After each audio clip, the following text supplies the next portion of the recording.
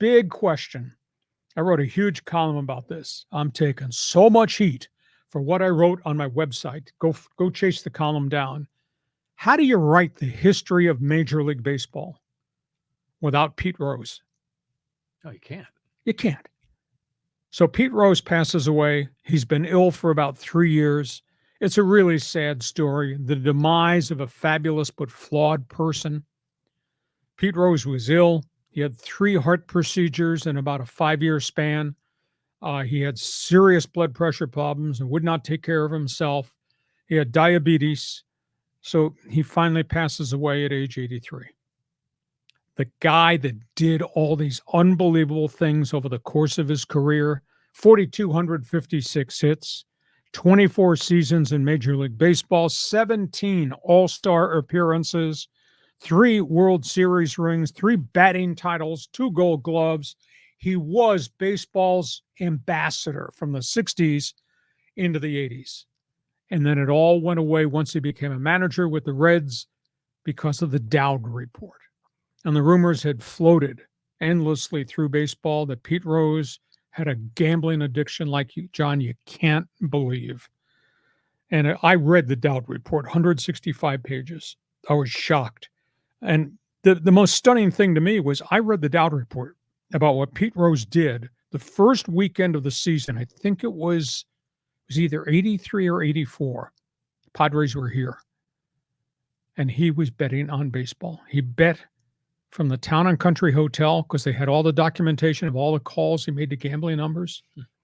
They got the call list from the manager's office at San Diego's Jack Murphy Stadium and all the calls he made before games, placing bets through these 800 or 900 numbers. I mean, it's just staggering. And the worst part of that, he denied this. He lied about this for 19 years. And then obviously the Dowd investigation, Bartlett Giamatti's decision to permanently ban him from Major League Baseball. 10 days after Giamatti got the signed document from Pete Rose accepting the discipline, Giamatti dropped dead of a heart attack. And they said the stress that Giamatti was under because he was taken out, the global ambassador of baseball, is one of the things that led to his death. But here, and there's so much other stuff off the field, terrible lawsuits, bank debts, went to prison for 5 months for failing to pay income tax on gambling, child custody issues, allegations of sex with minors. There was so much sleazy stuff off the field for the perennial all-star. That being said, hometown hero in Cincinnati. I got friends in Cincinnati who sent me pictures. The Great American Ballpark. Outside the Great American Ballpark, John, I mean, you're a big baseball historian. They have all these different statues of our stars from the Reds. And they have one of Pete Rose, head first slide. Yeah. It's really beautiful. Yeah. Anyhow, that became the centerpiece for a memorial. It is covered by Reds jerseys, Reds hats, baseball bats, autographed balls, pictures, and dozens of roses on behalf of Pete Rose. Oh, cool. And in Cincinnati, Pete Rose, despite being a flawed person, was a fabulous player. He could do no wrong. So how do you write the history of baseball? How come they have all of his memorabilia in Cooperstown? I've been to the first floor where the memorabilia is, and they got all of his baseball stuff there. Ty Cobb is in the Hall of Fame. He was an outright racist. Cap Anson, legendary manager in the early turn of the century White Sox. He's in, outright racist. Babe Ruth, womanizer. Mickey Mantle, alcoholic. And yet there is no Pete Rose because of the gambling thing, but they have all those memorabilia in Cooperstown. Now, granted, there was no Barry Bonds, steroid injections and all. There was no Roger Clemens, etc. So I would like to think that baseball would lift the lifetime suspension because he's now deceased. And if they lifted it, then the Hall of Fame can put him back on the ballot. But there's a lot of people do hold grudges. A lot of people will not admit Barry Bonds, nor Roger Clemens, nor Sammy Sosa, nor Alex Rodriguez to the Baseball Hall of Fame. So you tell me how you write the history without Pete Rose and your reaction to the guy. I mean, he was fabulous. He was flawed. Very complex, right? There's So like is my column. yeah. Well, your column was excellent.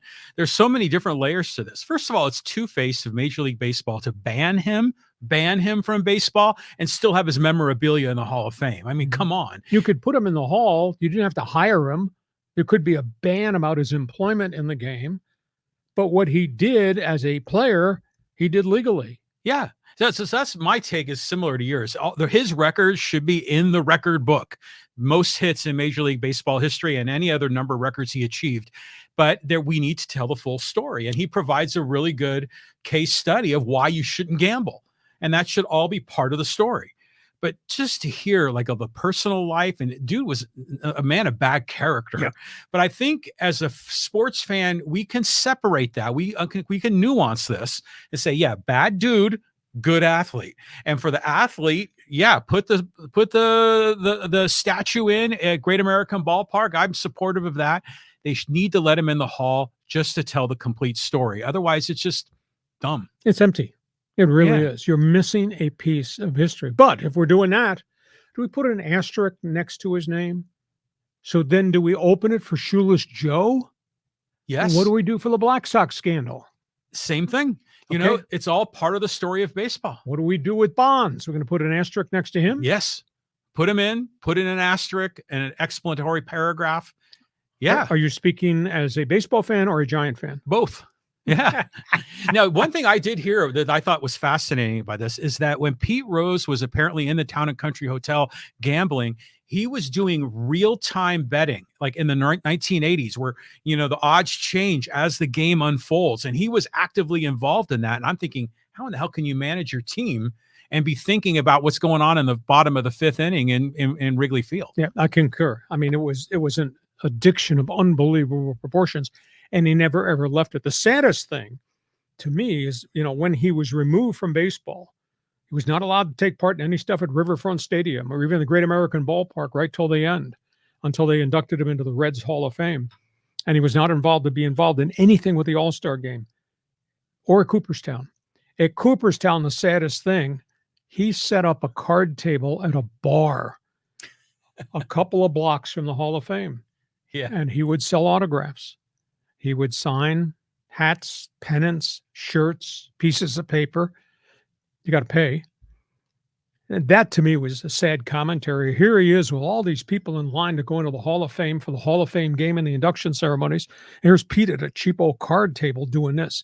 And the other factor, because his nickname was Charlie Hustle, he did not come clean till 19 years later. I think it was 2005 when he wrote a book.